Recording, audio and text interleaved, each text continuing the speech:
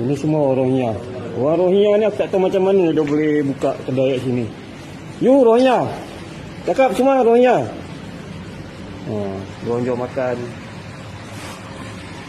You apa nama? Abu Tahir. Abu Tahir.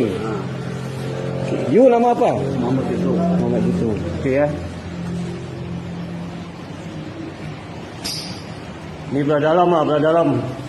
Diorang ada buat apa benda tak tahu lah. Ni diorang ada main macam judi-judi ni barang. Diorang main judi-judi ni semua. Okey ya.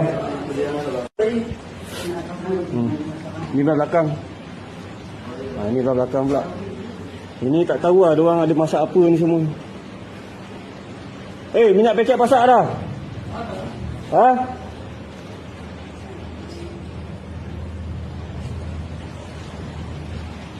Minyak paket masak dah? Minyak paket masak dah jual? Tak lah. Ni macam mana Rohingya boleh niaga ni? Aku pun heran. Ni lesen dia Alibaba kan ni. Sebelah sini kedai makan. Sebelah sini kedai runcit. Lesen tempatan. Mungkin dia Alibaba kan lah. Korang fikir kan. Barang-barang semua banyak daripada Myanmar, Bangladesh.